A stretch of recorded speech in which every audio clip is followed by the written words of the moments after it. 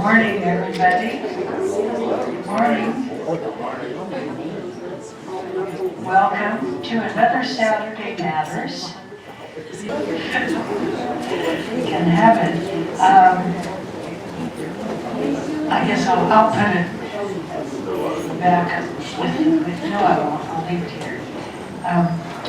Okay, the subject is something I've been noticing on the internet now. More people are talking about something called Project 2029. There is an official organization called Project 2029, but there's also a lot of people just talking generally about the subject with a recognition that it's going to take some doing and undoing if the elections in 2028 turn out the way we hope they will. And so I've asked our 5 distinguished guests here to speak briefly on that subject, and then we're going to pass the mic around and you can all have your comments and questions about that hot topic that I think a lot of us have been thinking about considerably. So Andrea Dahl is making her Saturday Matters debut.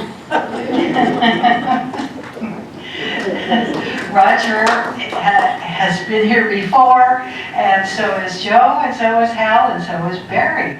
And we've all had very worthwhile things, heard very worthwhile things from them, and we expect the same of Andrea, and she's agreed to go first. So you go ahead. Would you say what we're actually addressing in this trip? Yeah, it's actually the question, is the one you saw on the flyer. What if you were asked by our next incoming newly inaugurated president, what should be the very first presidential act of the new term? Okay, you go ahead. You want this one? Okay. I can see nobody cares about this. Oh no, hardly anybody showed up. I urge you, Mr. President, to support America's efforts over the last 80 years to promote and ensure justice and opportunity to all people. I urge you to reinstate the offices that implement the DEI and to rescind Trump's executive orders. DEIA, diversity, equity, inclusion, accessibility are the foundation blocks of our democracy, as found in the Declaration of Independence, the Bill of Rights, the Constitution, the 14th Amendment. We know that millions died in World War II fighting against exclusion, discrimination, and injustice. And after the war, leaders took action to create laws that would ensure equity, equality. 1948, President Truman, by executive order, desegregated the military and mandated equality of treatment and opportunity for all persons in the armed services. 1954, Brown versus Board of Education, Supreme Court ruled segregation in public schools unconstitutional. 1957, the Civil Rights Act established the Civil Rights Division within the Department of Justice. 61, President Kennedy issued an executive order introducing affirmative action and created the President's Committee on Equal Opportunity. 1990, the Americans with Disabilities Act. 1991, the Civil Rights Act. The list goes on. There have been mighty efforts against fearful odds to implement the values that all Americans hold sacred. However, since President Trump's second term in office, he has dismantled DEIA policies and anti-discrimination protections in public and private institutions. Up to this point, he has issued 4 executive orders: 13950, 14148, 14151, 14173, one of which states that the Director of the Office of Management and Budget and Office of Personnel Management shall coordinate the termination of all discriminatory programs, including the quote, illegal DEI, unquote. His orders have caused widespread confusion in all public and private institutions, particularly affecting public schools and universities. Over 175 colleges have dismantled or restructured their offices, literally closing many departments. Therefore, Mr. President, the principles of our democracy have been challenged and they have been attacked.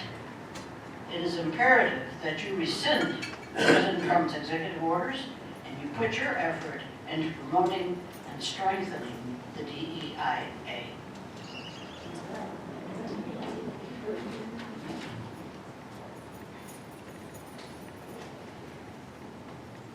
The first thing, when I first started thinking about this, the first thing that struck me was we're all kind of assuming that I'm going to be giving advice to a Democrat.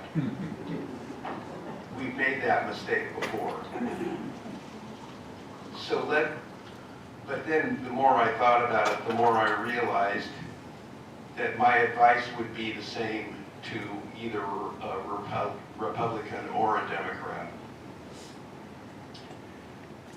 And the other thing I thought about was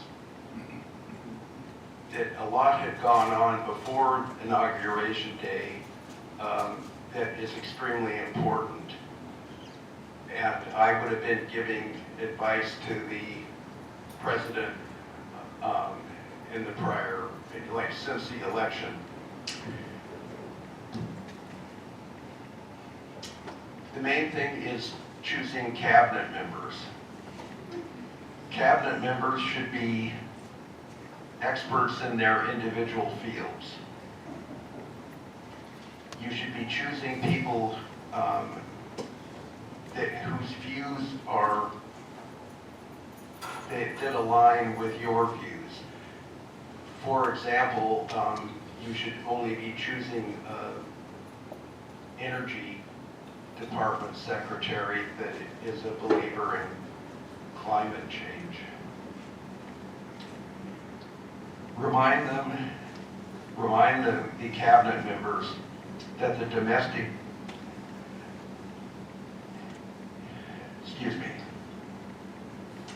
remind them that all their decisions should be for the greater good of the American people. The Secretary of Homeland Security should be given the following tasks: secure our borders, follow the law regarding asylum seekers and potential deportees, revamp ICE from top to bottom, no more masked agents in unmarked vans, create a clear guest worker program with proper screening for all non-U.S. citizens. This would include all the way from farm workers to university students to tech workers. Create a path to citizenship for those who want that. And the path should be efficient and fast. The Secretary of State needs to be a career civil servant with extensive knowledge of every part of the world. He or she should be aware of the immense job ahead to repair our standing with our friends and foes alike. Restore our aid programs to third world countries. The Secretary of Defense should be a Pentagon veteran, not especially a present or former admiral or general. The admirals and generals will be giving advice to the president, but that's the Joint Chiefs of Staff. The goal should be to procure only weapons suitable to modern warfare. We need to use our military as a deterrent to war, not as a tool of diplomacy with no clear objective. Okay, so that's leading up to the election. Then on election day, this is what the president should be doing. First, call the leaders of all our allied countries. Attempt to persuade them that we can be a dependable friend. Establish that our values will be to promote freedom and against totalitarianism. Next, call all of our adversaries around the world. Try to convince them that we want to create a dialogue that encourages cooperation and peaceful solutions to conflicts.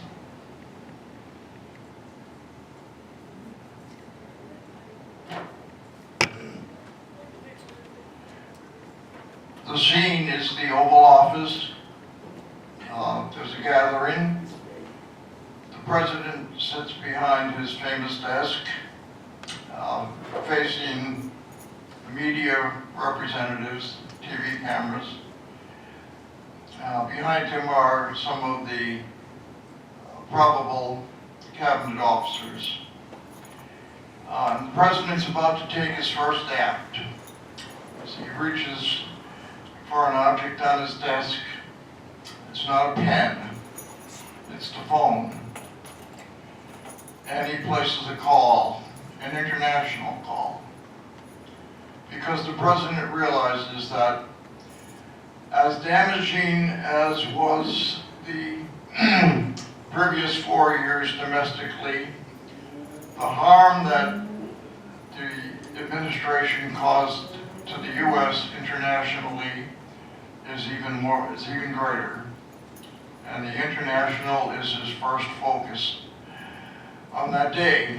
The call is to Canada, because Canada is our closest ally in many ways, in addition to geographically. Further, no country has been further harmed and disrespected, insulted, and mocked as much as Canada under the previous administration. Mockingly referred to as the 51st state. So the president apologizes to the Prime Minister of Canada for the treatment from the U.S. In the previous administration, and invites the Prime Minister of Canada to be the first foreign visitor for a state gathering sometime later in the spring.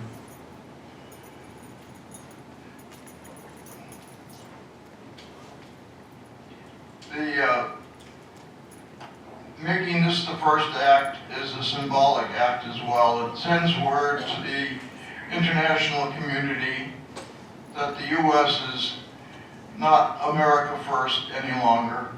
It now will focus on its allies, and it's for alliances. Rebuilding the reputation of the United States internationally as a supportive and trustworthy ally is a huge task.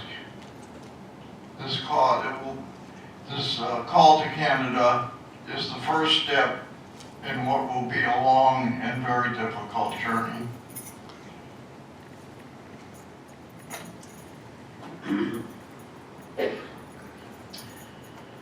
In 2025, Michael Mandelbaum, a leading foreign policy intellectual, published a book titled The Case for Goliath: How America Acts as the World's Government in the 21st Century. His thesis was that the same services individual nations provide their citizens are provided on a global scale by the United States: defense, the basic rule of law, a stable monetary system, and others.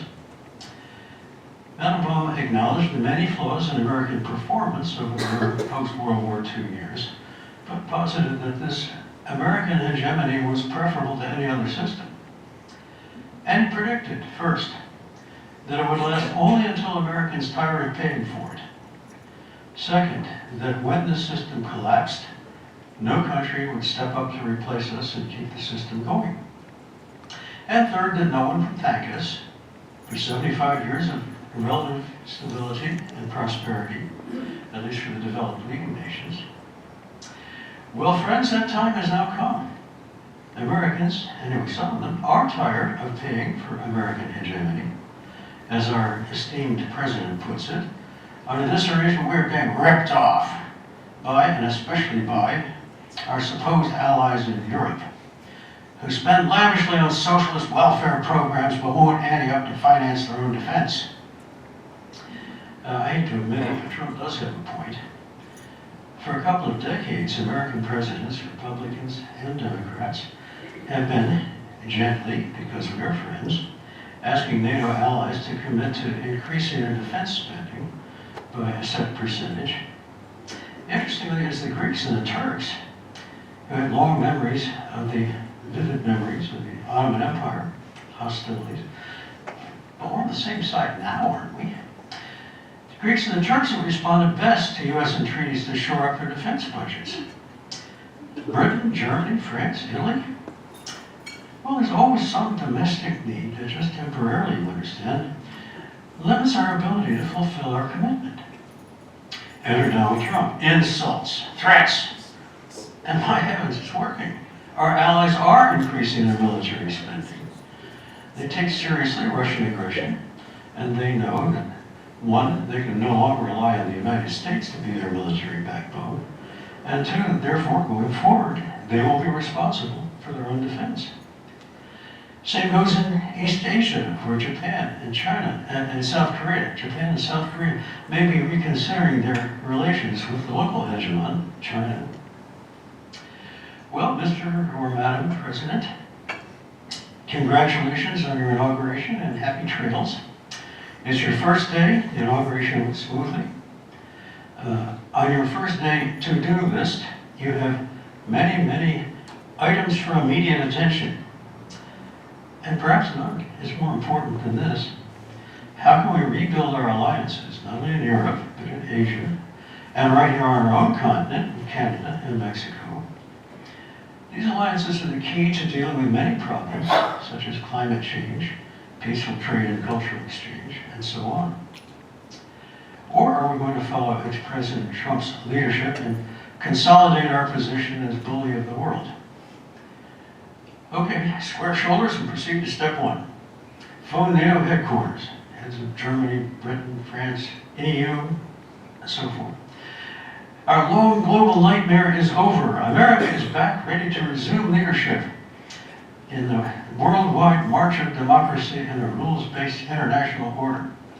And within the hour, these world leaders will reply with a horse laugh. After Trump's first administration 8 years ago, you guys said exactly the same thing. Our long national nightmare is over. But it seems that it is not over. You voted again to put the same nightmare in your White House. How can we trust the American voter? Fool me once, shame on you. Fool me twice, shame on me. No longer, if the Allies refused 8 years ago to believe that Donald Trump represented the American approach to the rest of the world, they believe it now. NATO's European leaders are increasing their defense budgets. They're strategizing how, without American support, to defend the Baltic countries, Latvia, Lithuania, Estonia, against Putinist ambitions to reconstitute the Russian Empire. There's no going back. As Marxists used to say, the wheel of history moves only forward. Too bad, my esteemed Marxists. You had some welcome insights, but history's forward roll treated you pretty unsparingly. Have you learned any lessons, or are you content to lay the blame on capitalism? I can only pray that history's forward roll finds a kinder way to bail out my foolish fellow Americans. Mr. President, on your first day, nothing is more important for the world than that you see your way to a corrective rebuttal of our might makes right world.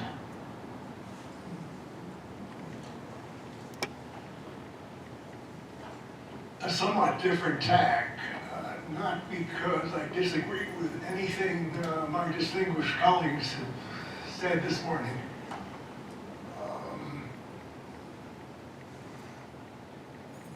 But because I have a different focus.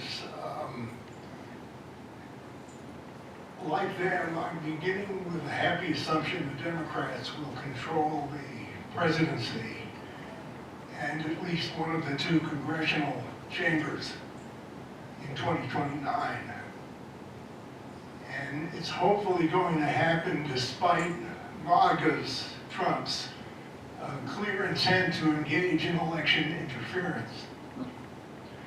After all, the polls indicate deep public resentment of today's Republican policy choices. So I'll start my 5 or so minutes with that assumption. The election of a new president and a less intransigent Congress. That said, what is the best way to utilize the hypothetical new opportunities? The temptation is to say, we've got a bad guy. All we need is a good guy, and everything will be fine. There's a problem with that. A big one. We don't have a constitution we can live with. Unless you're okay with electing presidents who lose the vote of the people, unless you're okay with presidents possessing totally unchecked emergency powers, unless you're okay with executive usurpation of Congress's powers to budget, tax, and deliberate before making war, unless you're okay with racially gerrymandered congressional districts, unless you're okay with a lifetime appointed, politically dominated Supreme Court and a politically captured Department of Justice, and unless you're okay with unlimited and unidentifiable campaign contributions.